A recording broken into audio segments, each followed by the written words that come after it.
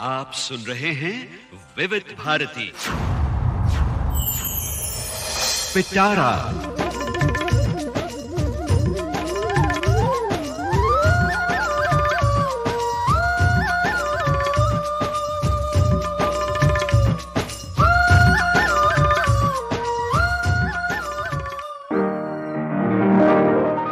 आज पिटारा में पेश है आज के मेहमान। अथ स्वागतम शुभ स्वागतम अथ स्वागतम शुभ स्वागतम आनंद मंगल मंगलम आनंद मंगल मंगलम हित प्रियम भारत भारतम हितप्रियं भारत भारतम स्वागतम शुभ स्वागतम अथ स्वागतम।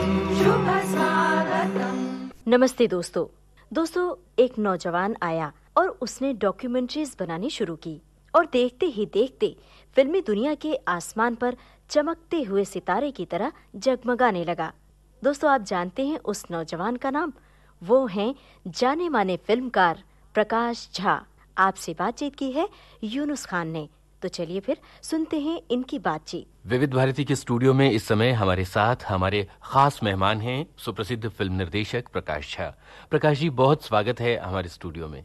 कैसा लग रहा है रेडियो स्टेशन पर आकर? बहुत खुशी लग रही है और बम्बई के एक कोने में गोराई में आप लोगों ने ये स्टूडियो बना रखा है। मैं समझता हूँ कि जब घर से आप सुबह यहाँ आते होंगे तो आपको लगता हो कहाँ पहुँच गए बट एक बार अंदर आ गए तो फिर लगता है हाँ, ये अपनी सही जगह आ गए। जी, ये सचमुच सही जगह है क्योंकि यहाँ से हमारी आवाज दुनिया के बहुत सारे हिस्सों में पहुँच रही है और भारत के कोने कोने में पहुँच रही है।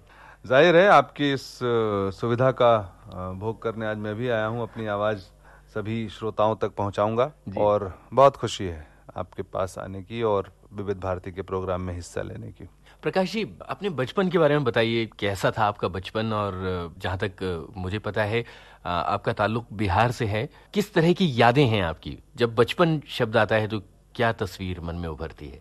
मेरा जन्म बिहार के चंपारण, पश्चिम चंपारण जिले के बेतिया नाम के जगह में हुआ था। जी। खेतिहर थे हमारे पूर्वज, जी। किसान। और जो भी मेरी यादें हैं बचपन की वो सब खेतों से, खलिहानों से, द्वार से, गांव की कच्ची सड़कों से, भैंसों से, बकरियों से, धान से, गेहूं से जुड़ी हुई यादें हैं। मिट्टी की खुशबू में रची बसी यादें हैं। हाँ, बस कुछ ऐसा ही है क्योंकि संजोग कुछ ऐसा रहा कि आज तक वो संबंध बना हुआ है। हमारे लोग अभी भी वहीं रहते हैं। मेरा छोटा भाई है, वो गांव की खेती बाड़ी और वहाँ का कामकाज देखता है। अब कुछ जब से सामाजिक प्रतिबद्धताओं की फिल्म बनाने लगा हूँ और जब से राजनीति की तरफ भी थोड़ा झुकाव हुआ है तो लगातार वहाँ आना जाना और उस गांव के साथ संबंध बना ही हुआ है। कितने शरारती थे आप बचपन में और पढ़ाई लिखाई में किस तरह के थे?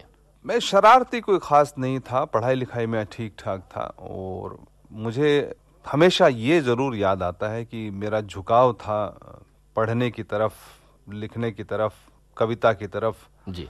और पेंटिंग्स और मूर्तियां बनाना और कोई भी कलाकारी करना, इसमें मेरा मन काफी लगता था, इसका झुकाव था इसका। कविताओं की तरफ किस तरह से झुके थे? क्या कोई खास प्रेरणा थी? कोई किसी तरह का कोई सहारा किसी तरह का? मैं समझता हूँ कि ऐसा लगता है कि सम्मिलित रूप से रचना करने में किसी भी तरह की वो मन लगता था। और जो सैचुरेट कर गया जब मैं स्कूल पास करके कॉलेज में दिल्ली के रामजस कॉलेज में फिजिक्स ऑनर्स पढ़ने गया था, तो वहाँ तक पहुँचते पहुँचते मुझे लगा कि नहीं, ये जो आम पढ़ाई है ये मेरे बस की बात नहीं है और मुझे कुछ और करना चाहिए। जी। तो ये एक शुरू से ही जो इच्छा बलवती होती गई, आगे बढ़ती गई और फिर एक समय में आकर के ऐसा हुआ कि सभी परंपराओं, संस्कारों और लोगों की एक्सपेक्टेशंस को तोड़ते हुए, क्योंकि मैं एक किसान खेतिहर परिवार का रहने वाला आदमी और अचानक अगर अपने पिता से बोले कि भाई मैं तो अब पढ़ाई लिखाई छोड़ करके बम्बई जा रहा हूँ। जी, बहुत शॉकिंग बात हो सकती है। बहुत शॉकिंग बात थी। 4-5 साल तक पिताजी के साथ बातचीत नहीं हुई, लेकिन मैं आया बम्बई 1972 में, 1972 में मैं बम्बई अकेले आया। और उसके बाद कुछ ऐसा यहाँ संजोग घटित हुआ कि एक फिल्म की शूटिंग एक दिन देखने चला गया और शूटिंग देखते देखते कुछ इस तरह प्रभावित हुआ कि मुझे लगा कि सबसे बड़ी और सबसे सुंदर विधा जो है वो यही है, और मैं अपनी ज़िंदगी में अगर कुछ करना चाहता हूँ तो फिल्में ही बनाना चाहता हूँ। जी। तो उसके बाद फिर प्रक्रिया शुरू हुई। मैं पूना फिल्म इंस्टीट्यूट गया, वहाँ से मैंने कोर्स की तैयारी शुरू की और फिल्म एडिटिंग का कोर्स किया। उसके बाद फिर मैं फिल्मकार बना। किस तरह के सिनेमा से आपका ताल्लुक था सिनेमा में आने से पहले, जब आपके जो तरह से बनने के साल थे, जिस समय आप पढ़ रहे थे? जब पढ़ रहे थे तब तो हर तरह का सिनेमा, मुझे याद है हम कॉलेज में पढ़ते थे और पाकीजा रिलीज हुई थी तो 7 दिन लगातार हम भाग भाग के जाते थे देखने उस फिल्म को। अच्छा।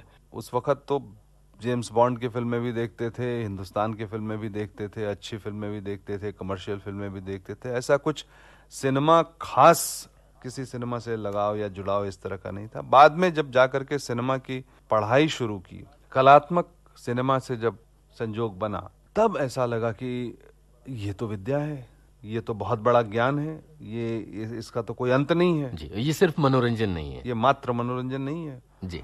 तो वो फिर एक नए रूप खिले और विश्व के बहुत महान फिल्मकारों को, अपने देश के भी महान फिल्मकारों की कृतियां देखने को मिली और उनसे प्रेरणा मिली। जी प्रकाश जी, बहुत सारी और बातें करेंगे, लेकिन इस इंटरव्यू के दौरान हमें अपने सुनने वालों के मनोरंजन के लिए कुछ गीत भी सुनवाने हैं। मेरी एक फिल्म थी दिल क्या करे, और उस फिल्म में बख्शी साहब ने गाना लिखा था, प्यार के लिए 4 पल कम नहीं थे। प्रकाश जी, बॉम्बे आने के बाद किस तरह का संघर्ष था, क्या किया था आपने जब तक आप शूटिंग देखने नहीं गए थे उसके पहले तक? बहुत मजेदार जिंदगी बीती। मैं 300 रुपये लेके बम्बई आया था जी। मैं यहाँ किसी को जानता नहीं था। एक राजाराम करके सज्जन थे, वो एक दिन मिले थे, बल्कि जिस दिन मैं उतरा था स्टेशन उसी दिन मिले थे हमें, और उन्होंने मुझे देख के ही भांप लिया था कि इसके पास रहने वहने की जगह नहीं है। तो दहिसर में उनके पास एक बिल्डिंग थी, वो पेटी कॉन्ट्रैक्टर थे जी। पढ़े लिखे नहीं थे लेकिन बिजनेस अच्छा करते थे। तो वो ले आए अपने साथ हमको और मैं उनके यहाँ रहने लगा था, उनका हिसाब किताब लिख देता था। और दूसरा, कालबा देवी में गुजराती बिजनेसमैन लोग जो हैं वो अंग्रेजी बोलना सीखना चाहते थे और उसमें मैं पढ़ाने जाता था अंग्रेजी। तब तक किसी तरह से अपनी जीविका की देखभाल करनी थी और मैं कहीं रह लेता था, कहीं सो लेता था, कहीं खा लेता था। तब तक आपको ये अंदाजा नहीं था कि सिनेमा की दुनिया में आपको जाना है? और नहीं, मैं तो पेंटर बनने आया था, मूर्तियां बनाने आया था, लेकिन सिनेमा से कोई ताल्लुक था नहीं। वैसे सिनेमा कभी बनाऊंगा या सिनेमा फिल्मकार कभी बनाऊंगा, ऐसा कुछ तब नहीं था। ये आपको कैसे पता चला कि पुणे में कोई फिल्म इंस्टीट्यूट है जो ये पता सिनेमा की ट्रेनिंग देता है, और कैसे एडमिशन हुआ आपका वहां पर? ये पता था जब मैं वो फिल्म जिसकी शूटिंग मैं देख रहा था, धर्मा फिल्म थी, चांद साहब डायरेक्टर थे उसके। तो अगले दिन फिर जो मेरे मित्र थे जो मुझे ले गए थे शूटिंग दिखाने, वो एक आर्ट डायरेक्टर होते थे, उसी बिल्डिंग में रहते थे, राजाराम की बिल्डिंग में। तो उन्होंने परिचय कराया चांद साहब का, मैं असिस्टेंट बन गया। 4 दिनों तक रहा असिस्टेंट। सिर्फ 4 दिन? 5वें दिन मुझे पता चल गया अगर मैं इनका असिस्टेंट बना रहा तो फिल्म नहीं बना पाऊंगा कभी। अच्छा। क्योंकि 12 हमारे से आगे थे, मैं 13वां असिस्टेंट था। तो फिर मैं ट्रेन पकड़ के पूना चला गया और वहाँ मैंने पता किया। और सौभाग्य या दुर्भाग्य ऐसा था कि चूंकि ग्रेजुएट में था नहीं, इसलिए डायरेक्शन का कोर्स कर नहीं सकता था। अच्छा। तो इंटरमीडिएट होने की वजह से एक ही कोर्स मेरे को उपलब्ध था, वो था फिल्म एडिटिंग का। तो उस कोर्स की मैं तैयारी करने लगा। उसमें भी कुछ वक्त था। पुणे से लौट करके फिर एक रेस्टोरेंट में 8-9 महीने मैंने नौकरी की जी। वहाँ सब काम करता था, खाना लगाने, प्लेटें लगाने से लेकर के, और किचन में खड़े होकर के सब हिसाब किताब करना। और रात को कभी 11 बज जाते थे, 12 बज जाते थे। तो करीब 9 महीने तक कोलाबा के एक रेस्टोरेंट में मैंने नौकरी की। तो कुल मिलाकर भरपूर संघर्ष के दिन थे वो? नहीं, संघर्ष के क्या दिन थे, ऐसा कोई संघर्ष थोड़ी था। आदमी को जीवन के लिए काम करना ही पड़ता है जी। आज भी काम कर रहे हैं। पूना फिल्म इंस्टीट्यूट पहुंचने के बाद किस तरह की नई दुनिया से आपका परिचय हुआ, और अपने आप को वहां पर एडजस्ट करके और एडिटिंग की विद्या में अपने आप को माहिर किया? नहीं, एडिटिंग की विद्या में तो आज भी माहिर नहीं हूँ, आज भी सीख ही रहा हूँ। बेसिक सीखते हैं लोग, बेसिक सीखने में जो समय लगा जी, उतना समय वहाँ लगाया गया। और एक बार जब मैकेनिक्स समझ में आ जाए तो फिर कला की, तो हर रोज आज की एडिटिंग कर रहा हूँ तो भी एक करते करते नए तरीके समझ में सामने आते हैं और नए प्रयोग करने की इच्छा करती है जी। नए तरह की कटिंग करने की इच्छा करती है। तो कला और टेक्नोलॉजी का कमाल है ये। हाँ, ये तो, और समय जी, क्योंकि आज कई तरह के कट्स हैं और कई तरह के सीक्वेंसेज हैं जो आज मान्य हो गए हैं। आज ऑडियंस उनको बहुत आसानी से मान देने लगी है। शायद कल मैं अगर उस तरह से काटता सीन को, जैसे कि चलते हुए बीच के रियल समय को उड़ा करके एक एक्शन से दूसरे एक्शन पे जाने के, तो शायद नहीं मानते लोग, और वो उसमें एक जर्क आता है। लेकिन आज शायद समय की वजह से, प्रोग्रेस की वजह से, नएपन की वजह से बहुत सारी चीजें, नई चीजें, नए रंग, नए चाल, नए परिभाषाएं, नई भाषा, सब चीज मान्य हो जाती है समाज में। तो मैं समझता हूँ कि हर रोज आदमी सीखता है। जी प्रकाश जी, पूना फिल्म इंस्टीट्यूट के दिनों में कौन आपके बैचमेट्स थे जो आज काफी आगे पहुंच चुके हैं? कई लोग कहते हैं कि जो मेरा बैच था पूना में, वो वहाँ का स्वर्णिम बैच था। डेविड धवन जो एक बड़े सफल फिल्मकार हैं, वो मेरे क्लासमेट थे। जी, वो भी एडिटिंग बैचमेट थे, एडिटिंग के ही स्टूडेंट थे जी। उस तरह रेनू सलूजा, वो भी मेरे क्लास में मेरे बैचमेट ही थी। विनोद चोपड़ा जी फिल्म डायरेक्टर हैं, वो भी हमारे समकालीन ही थे। हम शायद एक साल आगे थे, लेकिन उसी समय हम साथ में ही पढ़ते थे। कुंदन शाह, वाह, सईद मिर्जा, केतन मेहता, सब स्टार नाम है आज। ये सब हम लोग फिल्म टेलीविजन इंस्टीट्यूट में एक ही समय में हम लोग पढ़ते थे। नसीरुद्दीन शाह, ओम पुरी, और बहुत जाने माने समांतर सिनेमा के डायरेक्टर्स। मुझे अभी जब लोग मिलते हैं, मेरे दोस्त पुराने, हम लोग सब साथ में मिलते हैं, तो वो लोग याद दिलाते हैं कि मैं बहुत जिद्दिक टाइप का आदमी था और रैगिंग वैगिंग मुझे बर्दाश्त नहीं होती थी जी। मैं इंस्टीट्यूट में एक सीमित समय के लिए गया था, एडिटिंग का कोर्स करने गया था, और मुझे बहुत कुछ सीखना था। इसलिए मैंने पूरी तरह से एक मिनट जो अपना समय वहाँ था उसका उपयोग किया और काम में लगा रहा। जी, इंस्टीट्यूट से निकलने के बाद आपने स्वतंत्र रूप से एडिटिंग का काम किया या आपने डॉक्यूमेंट्रीज बनाई? मैंने कभी किसी के लिए एडिटिंग नहीं की अपने फिल्मों को छोड़ करके, क्योंकि मैं जब वहाँ से निकला उसके बाद प्रयास करना शुरू किया तो गोवा गवर्नमेंट से मुझे एक डॉक्यूमेंट्री मिल गई और चिल्ड्रन फिल्म सोसाइटी की उसके बाद एक एनिमेशन फिल्म बनाने को मिल गई। संजोग अच्छा था और मैं प्रयास करते रहता था और स्क्रिप्टें लिख के लोगों को देते रहता था, तो डॉक्यूमेंट्रीज से शुरुआत हुई थी। घूमता भी खूब था, कभी फ्रांस, कभी जर्मनी, कभी इंग्लैंड, वहाँ भी जब भी मौका मिले दूसरे यूनिट के साथ में काम वाम करते रहता था। 1979 में मैंने एक बैले डांसर थी, उनकी जिंदगी के ऊपर में एक लंबी सी डॉक्यूमेंट्री बनाई जो लंदन में जाके पूरी की जी। और 1981 में वहां से जब मैं लौटा तो बिहार शरीफ में दंगे हुए थे, तो उन दंगों पे मैंने एक फिल्म बनाई थी दंगे खत्म होने के बाद में, जिसका नाम था फेसेस आफ्टर स्टॉर्म। उस फिल्म को पहला राष्ट्रीय पुरस्कार मेरा मिला। दोस्तों, अपने रेडियो सेट पर आपने ट्यून किया है विविध भारती। आज के हमारे मेहमान हैं जाने माने फिल्मकार प्रकाश झा। आपसे बातचीत कर रहे हैं यूनुस खान। प्रकाश जी, डॉक्यूमेंट्रीज से आपका काफी गहरा ताल्लुक रहा है, हम इसी बारे में बात कर रहे थे गाने से पहले। आपको क्या लगता है कि क्या डॉक्यूमेंट्रीज के साथ भारत में जो सलूक होता है वो बहुत अच्छा नहीं है, जनता उससे लेकर बहुत जागरूक नहीं है और एक हाशिए पर माध्यम है? नहीं, ऐसा नहीं है। हमारे यहाँ मनोरंजन के साधन बहुत कम है। हमारे यहाँ मनोरंजन के साधन नहीं होने की वजह से लोग, जो गांव की नौटंकी की प्रथा है, नाच गाना और कथा कहना, तो उसी पर मोटा मोटी हमारे मनोरंजन करने वाली फिल्में भी हैं। तो जो डॉक्यूमेंट्रीज हैं जो बहुत इंटरेस्टिंग बनती हैं, बन सकती हैं, वो आमतौर पे नहीं बनी हमारे यहाँ। हमारे यहाँ ये सब इंफॉर्मेटिव फिल्में हो गई, फिल्म प्रभाग की, फिल्म्स डिवीजन की जी। और एक अरसे तक हर सिनेमा घरों में कंपलसरी इनको दिखाना पड़ता था, मेन फिल्म के पहले दिखाया जाता था। हालांकि मैं समझता हूँ कि इंटरेस्टिंग डॉक्यूमेंट्रीज और उनके चैनल्स जब से दूरदर्शन पे उपलब्ध हुए हैं तब से काफी लोग डॉक्यूमेंट्रीज बनाते हैं, डॉक्यूमेंट्री प्रोग्राम्स बनाते हैं। सिनेमा के माध्यम में, फिल्म के माध्यम में डॉक्यूमेंट्रीज यहाँ कम बनती है। क्या कारण है कि भारत में हम डॉक्यूमेंट्रीज पर बहुत काम करने से चूक गए हैं, उस तरह का एक्सपेरिमेंटल काम? कारण इनका जो है वो प्रोत्साहन और कमर्शियल वायबिलिटी का न होना सबसे बड़ा कारण है जी। लोगों के बीच में चूंकि इनका प्रचार प्रसार उस तरह से नहीं है, इसलिए लोग नहीं देखते। और जब से गवर्नमेंट सब्सिडीज कम हुई हैं और फिल्म डिवीजन का काम कम हुआ है, तब से और भी कम बनने लगी है। जब आप डॉक्यूमेंट्रीज करते थे तब इस तरह की शिकायत या इस तरह का एहसास हुआ करता था? नहीं, उस जमाने में डॉक्यूमेंट्रीज काफी बनती थी, फिल्म्स डिवीजन बहुत एक्टिव था और दूरदर्शन इस तरह से हावी नहीं हुआ था। जी जी। अभी आज आप देखें तो बहुत सारे ऐसे चैनल्स हैं जो लगातार सिर्फ दिन भर डॉक्यूमेंट्रीज ही दिखाते रहते हैं और अच्छे अच्छे विषयों पे डॉक्यूमेंट्रीज दिखाते हैं। इसका मतलब है कि बहुत सारे लोग लगे हुए हैं डॉक्यूमेंट्रीज बनाने में। जी। तो मैं समझता हूँ कि इससे प्रभावित होकर के बहुत सारे लोग यहाँ भी बनाएंगे। प्रकाश जी, ये तो डॉक्यूमेंट्रीज के सिलसिले में कुछ बात हुई। आपने अपनी पहली फीचर फिल्म बनाने का कदम कब और किस तरह से उठाया था? वो सब्जेक्ट कैसे आपके दिमाग में आया था?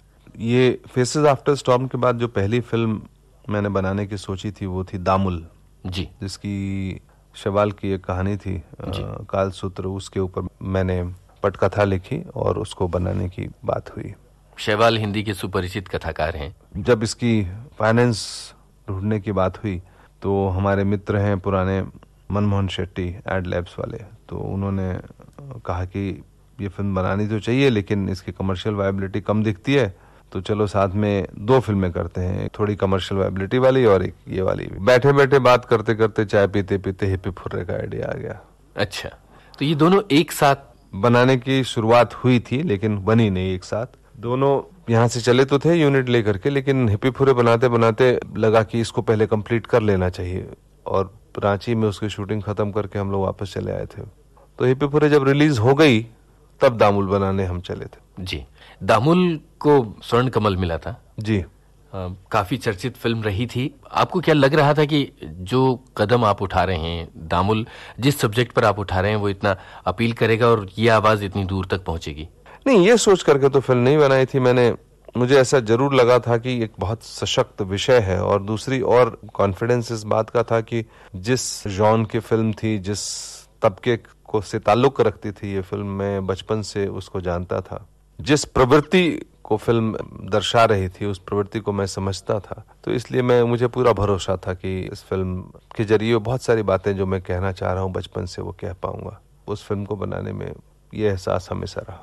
जी। वो दौर समानांतर सिनेमा का दौर था और लगातार इस तरह के विषय पर इस तरह की फिल्में बनाई जा रही थी जिसे कलात्मक फिल्में कहा जाता है सिनेमा के इतिहास में।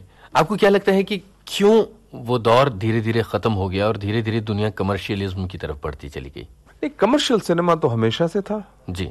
बीच में एक नेशनल फिल्म डेवलपमेंट कॉर्पोरेशन के एक्टिव होने से और कई तरह के प्रोत्साहन मिलने से, सरकारी प्रोत्साहन मिलने से बहुत सारे लोग सामने आए और फिल्म इंस्टीट्यूट से निकले हुए लोग, और मैं समझता हूं कि एक दौर चला जबकि बहुत सारे लोग ऐसे काम कर रहे थे एक ही साथ। आज भी क्षेत्रीय सिनेमा में, रीजनल सिनेमा में वो चीज है, लेकिन हिंदी सिनेमा के लिए, मेन स्ट्रीम के लिए बहुत ही मुश्किल हो गया है उस तरह की फिल्में बनाना, उस तरह के कॉस्ट में काम करना, और जिसकी वजह से या तो हम मेन स्ट्रीम के साथ जुड़ करके फिल्म बनाने लगे या हम रीजनल सिनेमा की तरफ चले गए। हिंदी के साथ में हमेशा ये समस्या रही है। क्या आपको लगता है कि दामुल, हिप्पी फुर्रे या परिणति जैसी आपकी जो फिल्में थीं उनके साथ जनता तक पहुंचने की एक समस्या थी? वो फिल्म फेस्टिवल्स की फिल्में बन गई थी? नहीं, हिप्पी फुर्रे तो रिलीज हो गई थी, हिप्पी फुर्रे में तो उतनी दिक्कत नहीं हुई थी, लेकिन हाँ, दामुल और परिणति मेरी 2 फिल्में आज तक रिलीज नहीं हुई। जी। अच्छा, कमर्शियल रिलीज उनका नहीं हुई? नहीं, थिएटर में रिलीज ही नहीं। वो दूरदर्शन पे फिल्म दिखा के प्रीमियर करके उनके पैसे वापस आ गए। मतलब ये बड़ी फिल्में या कमर्शियल फिल्में बनाते ही नहीं। जी।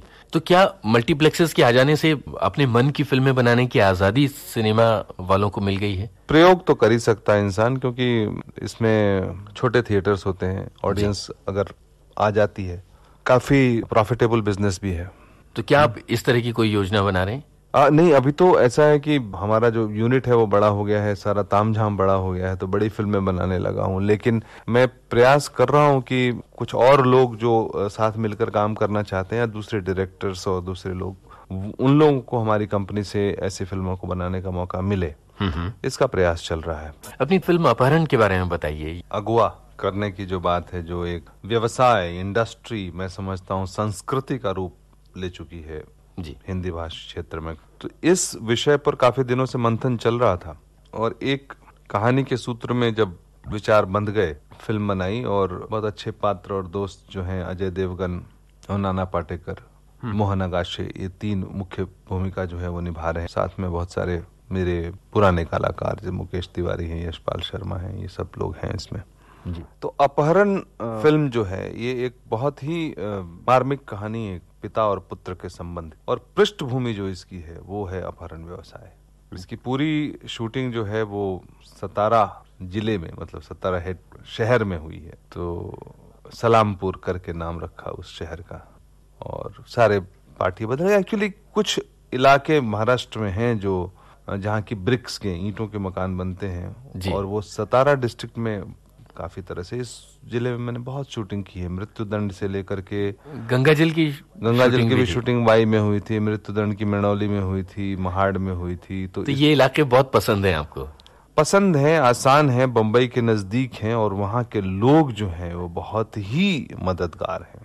अब कोई बचा नहीं उस पूरे जिले में कोई ऐसा जगह जहां हमने शूटिंग ना की हो, तो पता नहीं अगली फिल्म का क्या होगा। तो अपहरण की शूटिंग हम लोगों ने 60 दिन में पूरी की, और अजय देवगन और नाना पाटेकर 4 महीने तक लगातार 15-15 दिन हर महीने शूटिंग की थी हमने। हमारे पास आते रहे और हम यूनिट वाले वहीं जमे रहे और करते रहे काम।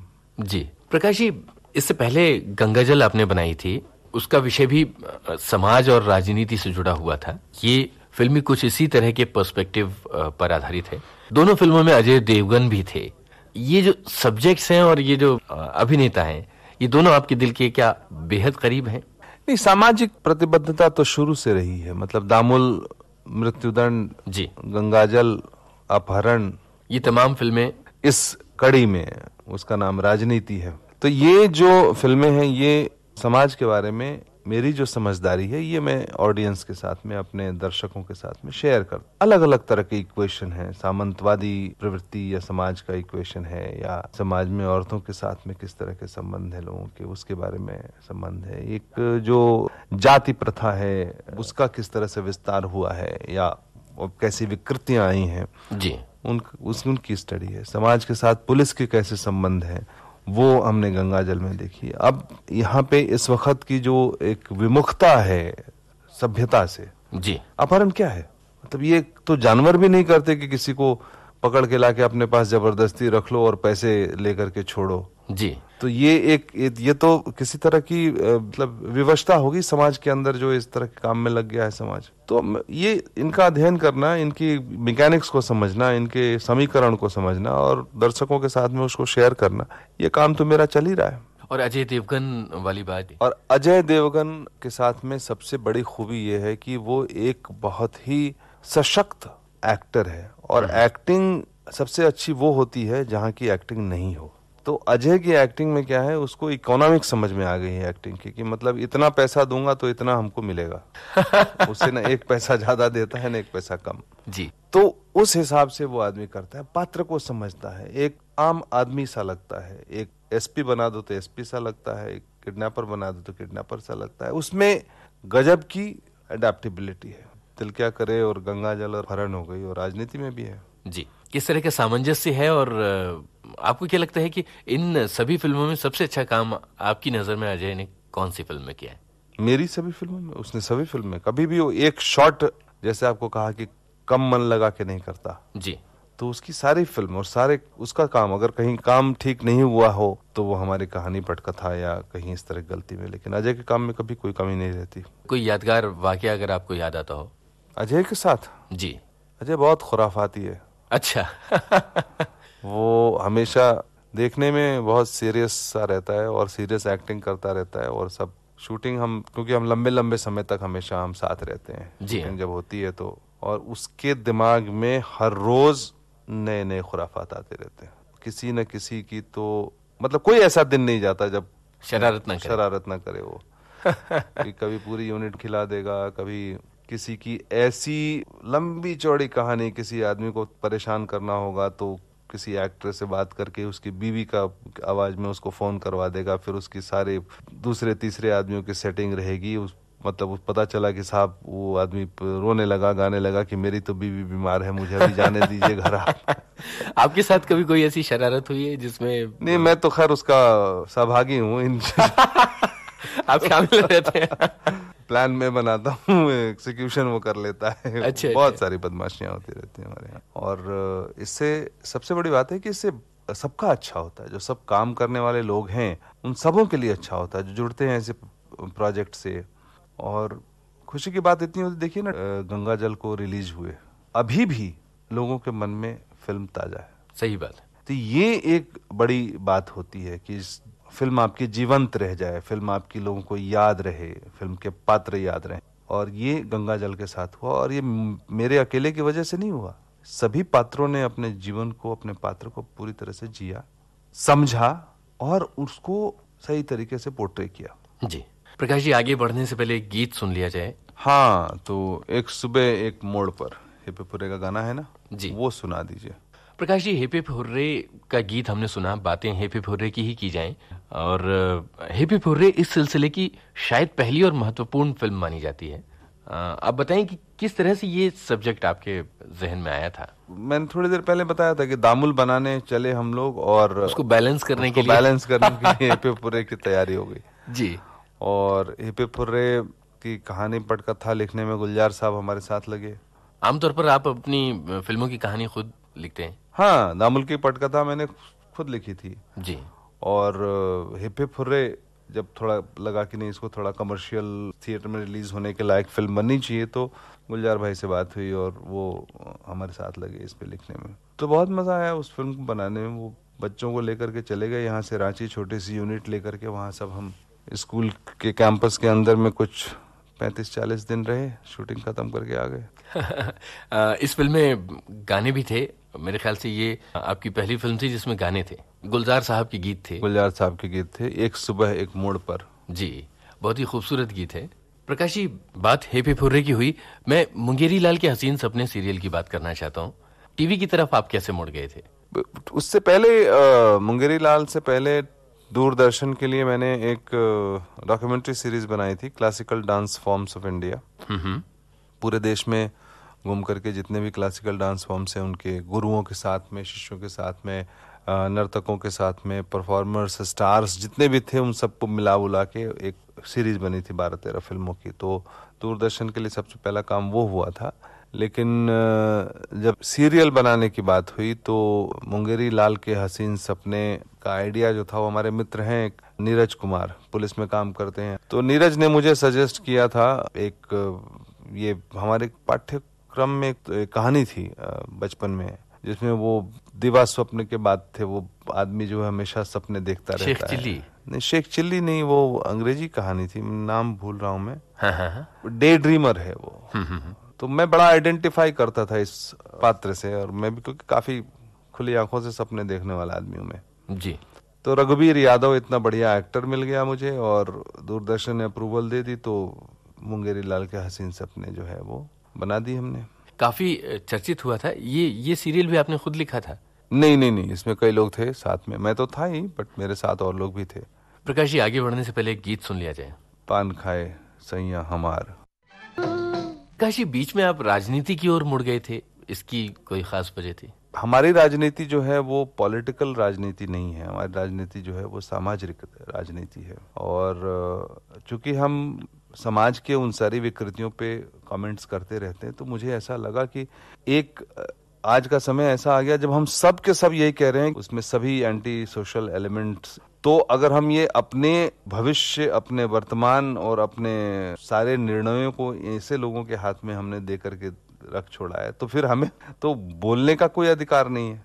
तो जरूरी है कि जो लोग समझते हैं कि हम जिम्मेवारी के साथ अपना जीवन, व्यापार और प्रोफेशन निभा रहे हैं, वो आए इस क्षेत्र में और निर्णय में भागीदारी करें। प्रकाश जी, आपकी योजनाएं क्या हैं? भविष्य में क्या करने वाले हैं आप? फिलहाल तो फिल्में बन रही हैं, फिल्में हम बना रहे हैं, तो एक तरफ तो ये चल रहा है, और दूसरी तरफ जो है वो डायरेक्टली समाज के साथ जुड़ करके उनके साथ जो काम कर सकते हैं वहां भी लोग लगे हुए हैं।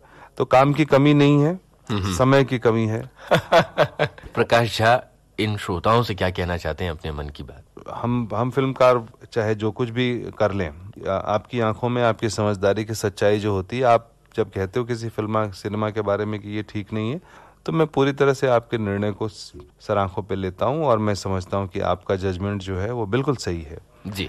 मैं सिर्फ ये कहना चाहूंगा, हमें हमेशा सत्य का साथ देना चाहिए। दुनिया में हर चीज सुलझाई जा सकती है, हर चीज रास्ते पर आ सकती है, अगर हम उस समस्या को या उस चीज को अपने सामने वाले के नजरिए से देखें। बहुत बहुत शुक्रिया। धन्यवाद। इस कार्यक्रम में अभी आप सुन रहे थे जाने माने फिल्मकार प्रकाश झा से यूनुस खान की बातचीत। चलने से पहले दोस्तों आपको बता दें, इस कार्यक्रम में तकनीकी सहयोग दिया तेजश्री शेट्टे और राजेंद्र उगवेकर ने। विविध भारती की ओर से इस कार्यक्रम को प्रस्तुत किया कल्पना शेट्टी ने। आज पिटारा लाया था आज के मेहमान। आप और हम अब मिलेंगे अगले हफ्ते आज ही के दिन, मगर पिटारा तो भाई हर रोज खोला जाता है। कल भी खोलिए, रोज खोलिए और सुनिए पिटारा पिटारा पिटारा।